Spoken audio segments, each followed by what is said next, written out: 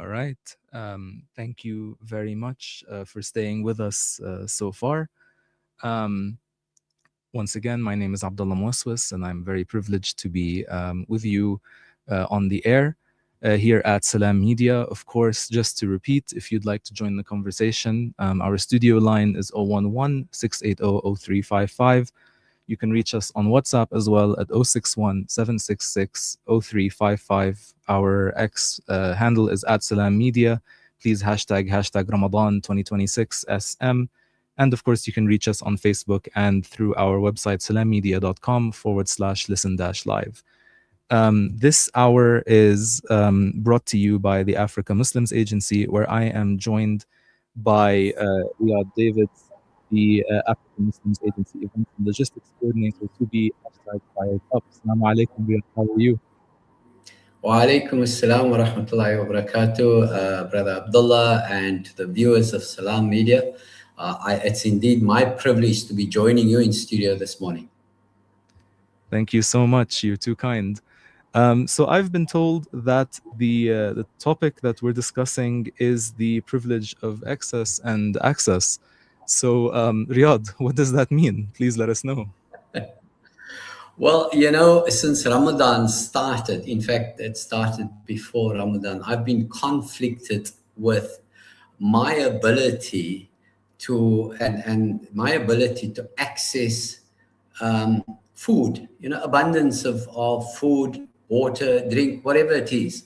And yet around the world, there are many, many, many communities that are struggling with access to, to nutritious food, healthcare, clean drinking water.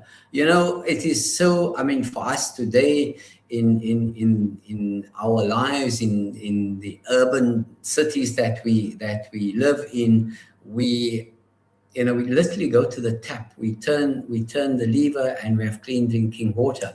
We open our fridge, it's filled with whatever we desire, it is there. It's at our fingertips, and for us it's so easy just to access food. We get in our car, we drive to the supermarket if there's something lacking, and it's there for us just to pay and walk away and go back home and share that meal with our family. And in Ramadan particularly, it's a time of reflection, and it's a time of staying away from all of the conveniences and, of course, food and the sacrifices that we make. But at the same time, we have the luxury of access to abundance. It's around us. Even if we don't have it, we have access to people that might be able to assist us with whatever it is that we need on our table, in our fridges, in our homes, with our families, and so on.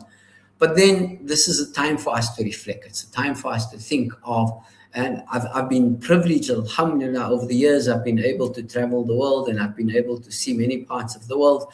But particularly in the last couple of years with Africa Muslims Agency, I was privileged to travel to many of cities and countries and rural villages here in South Africa particularly, but also abroad, where we have large communities that don't have access to any nutritious food, any clean drinking water. Healthcare services is not even available. They'd have to walk miles and miles just to access a clinic to get any form of treatment, and despite being ill. So we have, and again, I want to reflect again on people that might not be as privileged as we are, that live in urban environments, that have access to people with excess, right? Yet in the heart of Africa, in the rural villages of Africa, as well as South Africa, I think in parts, in villages in Afghanistan, in Syria, where people don't have access to any form of food, drinking water, healthcare services. They cannot even reach out to those privileged within their community that are able to help. And it's a time for us to reflect on that. Whilst we live in our big cities, Yes, in our cities we also have poverty, but the poor people in our cities, they have the ability to come knock on our doors and say, please, I have nothing. Are you able to share with me something today? And they'd be able to walk home and with something, with a plate of food or whatever the situation is. Ramadan has caused me to reflect on how difficult it must be for these rural villages where the entire village live with in abject poverty. They have no access to resources. There's hardly any rainfall in their villages, and life just becomes hard. It's a time for us to reflect on that, and firstly, to give gratitude to the privileges that we have, to the ability that we have to access water, food in our fridges, the comforts that we have. And I know, even in today's world, all of us have our challenges. Not all of us have access to abundance, but we at least have the ability to reach out to people within our surrounds that are able to help. My reflection for today is, how can we make a difference to so many villages, communities in this world, in Africa, in the rural parts of the world, that don't have access to clean drinking water, nutritious food, healthcare services. They might not even have safe housing. Let's or no education. Access to education is also a big thing today, and we need to empower people through education to be able to help themselves. So this is the reflection I have today, is whilst we have access Hmm.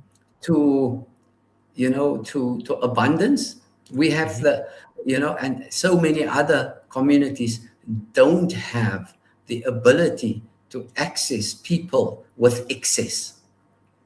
Thank you so much, Riyadh, for that thoughtful reflection. And I think you've hit a lot of really important points, in that, of course, in addition to trying to, contribute to the upliftment of people all over the world, it's also really important to not forget that, charity begins at home. And a lot of people who don't have access to that sort of basic needs actually are here on our doorstep, and not only really far away. And of course, that's me saying that as a Palestinian, actually, who my own people are also in need of that, and of course are very grateful for the support that they receive.